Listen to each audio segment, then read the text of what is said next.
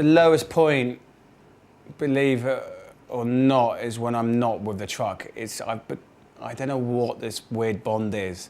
And there's been only 2 days in 96 days where I haven't been with the truck, and that's because it's been in for service. I can't ever imagine what it must be like to lose someone in your family that way. You know, and I'm really close to my dad as well, so sometimes when we actually get a chance to think about it, it's amazing. It must be constantly reminding him every day of his dad and things, and I would find that quite hard. I think it's when I stop, I sit down, and I have to catch up on admin, and the exhaustion comes over you, you get like sad, and you know, you go to a dark and you start questioning why you're doing it. So I hopefully haven't got this weird bond with a vehicle, because it's now going on a ship for 7 days. So it's not live, so it's all okay. We can be a little bit... Can you tell me what you're doing, why you're doing it? Hi, we're doing a full circumnavigation of the world in a 16-year-old fire engine, and that's all in tribute to my father, who we sadly lost to lung cancer. Oh, wow. I never seen a fire truck like that anyhow. Where are we going exactly? And the places they visited, and the sights they see. Riding a fire truck all around the world, glory. Oh God, okay, so talk at the camera and do not swear. Remember to say hi, Mum. Hi, Mum.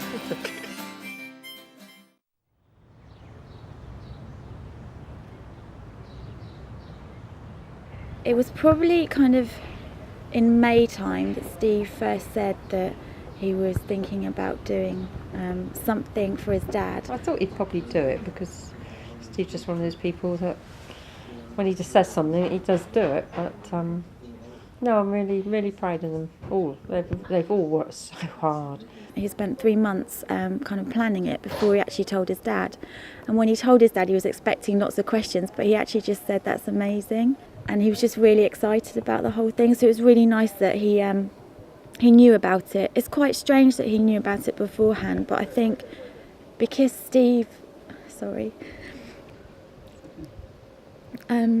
because he told his dad that he was going to do it, it's like, well, he's got to do it now, he can't get out of it. It's been kind of living, breathing, sleeping fire engines for a year, and I can't believe that we're actually at the stage where they're heading off tomorrow. I think we have 24 hours to go. No, 23 hours now, so we're under a day. I have no idea anymore. We're so well trained now, like compared to where we were like a year and a half ago.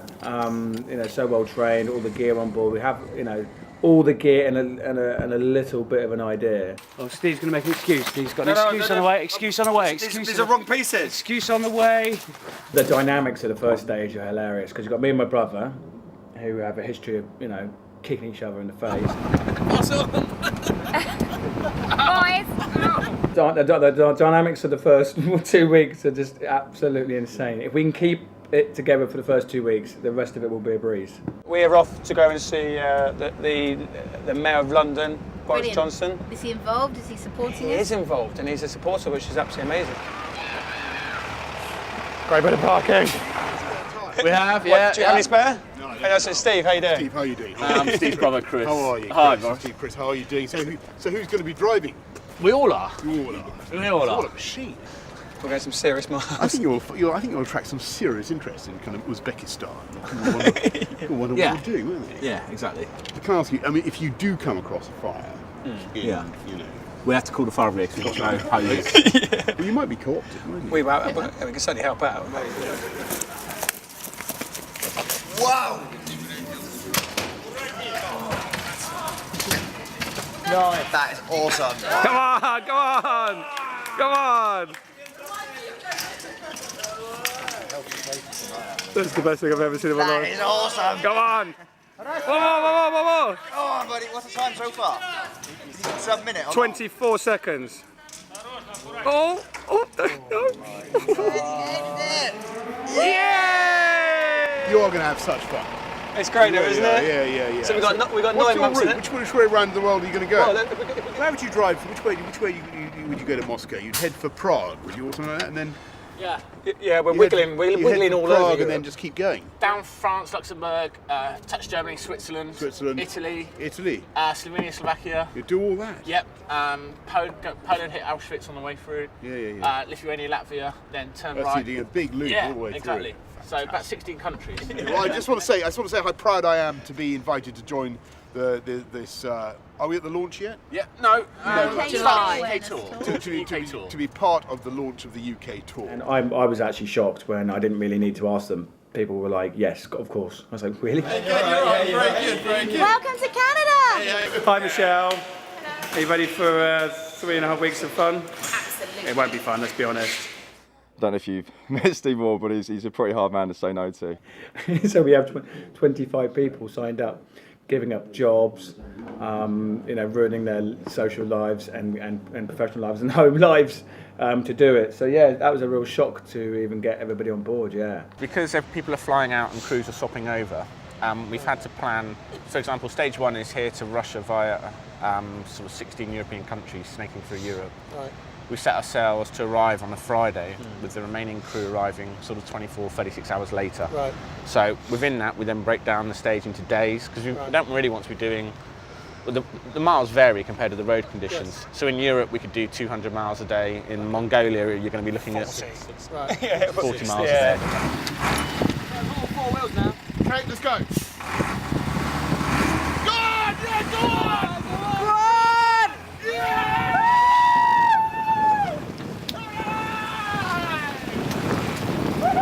I've got to get the satellite phone working, which is quite important, because this will be our absolute saviour. Jim, how you doing, man? What's going on today? I'm good. I'm navigating today. My main job is to get us out of this hellhole that Ross has put us in. We're lost in the middle of Mongolia. We know our coordinates, but we're not sure which way to go. As Nav, obviously, as Navs do, he knows exactly where we are, but he wanted to just point out a couple of interesting things that he's seen to the locals that they might not know about. So he thought he's basically just showing them things on the map that he likes. We're not lost. He's just adding to their experience of Mongolia. Well, we need not only medical insurance, but we need like evacuation cover as well. So if we were to get into serious medical things, we need to be able to get somebody in to pull us out. So we need something a bit more comprehensive, because we're going to uber remote places in the world. But more than likely we'd have to self-evacuate anyway, so if somebody was very sick, we'd have to get them out because we're unsupported. Yeah, we had a pretty nasty incident in China where we were all very, very, very lucky to walk away with our lives there, where it was the most horrible surface, it was monsoon weather, and the back end of the truck just went. We ended up smashing through a central reservation and pretty much nearly going over a cliff. So it was very, very nasty, and we still looking back, looking at the 1,000 different scenarios that could have happened, and I have no idea how we A, didn't flip the fire engine, and B, go over a cliff. So Martha is packed up downstairs and we have set sail from Australia to New Zealand, and this is our home for the next 8-9 days, which is the Le Mans Express. I do have to address my sea legs. Afternoon, Amy. How are you feeling? Brilliant. It's really good. You're having fun? I'm loving the cruise. I wasn't just sick on myself. How you feeling, Stevie? Really sick. Not as sick as Amy, though. So I'm hoping we've got 2 warm-ups before the Pacific. We have the Indian Ocean for 9 days, and then we go from Australia to New Zealand, I think, for a week and a half. So I'd have a few weeks before the big one, but 2 months in total on the water. Probably one of the weirdest experiences was they had a party for us on the ship we were on. So we had Philippine karaoke.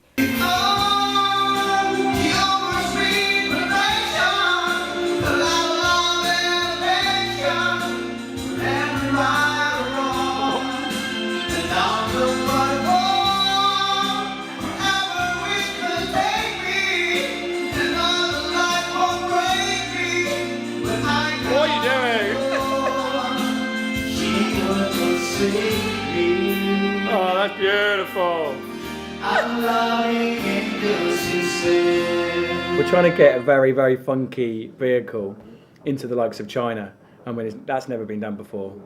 And China's hard to get into. It's just one example. I mean, what the Russians are going to think when you turn up at the border with a Western fire engine. 2 T-shirts got us into Kazakhstan, and They wouldn't accept was any money. looking distinctly bad about 3 hours ago.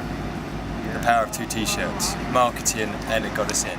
There's no way to stay in Kazakhstan. We just went to some horrible town and it was horrible. So we decided to come and stay somewhere in the middle of Kazakhstan. But it seems that everybody has got we're on somebody's land here, aren't we? So And we're not sure of the consequences. you might get shot.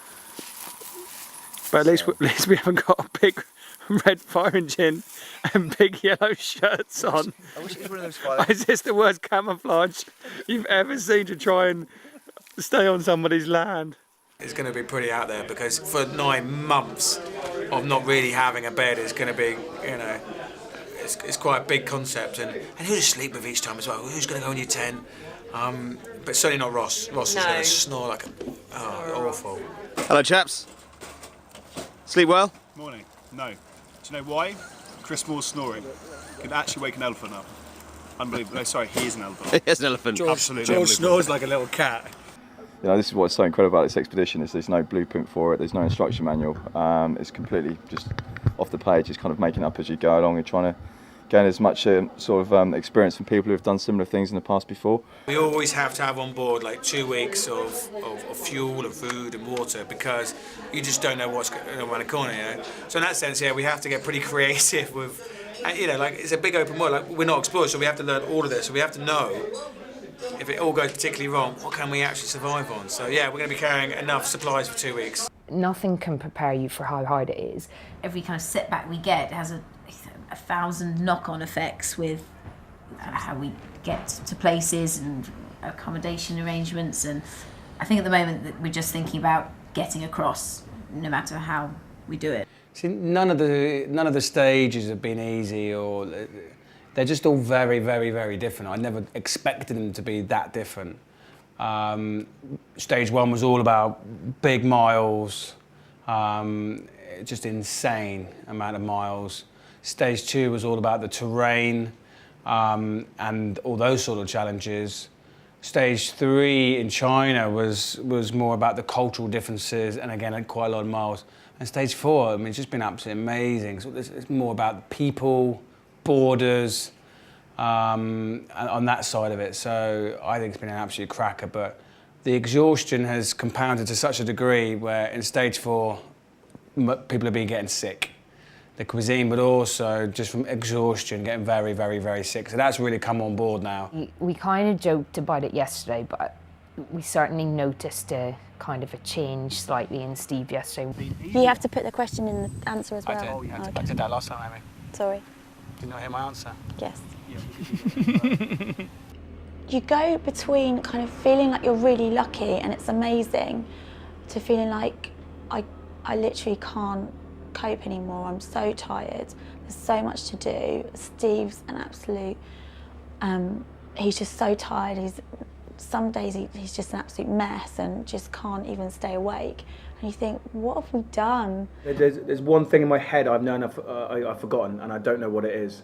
You know, like when you pack for something, when you go on holiday, there's always that one thing and you don't know what it is until you need it.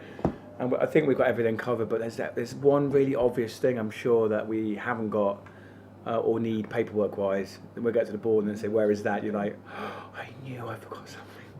So today's a year to the day since we lost Dad. So although it's a hard day for us personally, it's really touching and humbling that everyone has pulled together to make this trip possible. I haven't had much sleep in the last few weeks, so I've gone a little bit weird in the head. A little bit nervous, but I think that the panic of failure now is sitting very heavy. So optimistic Steve is out of the way for a moment, and a little scared once replaced. Do you know which way we're going at, left or right? I made a mistake with Dover already, haven't I? Yeah! We're not going to Dover! When we leave here, we tell her left or right? At least tell us that.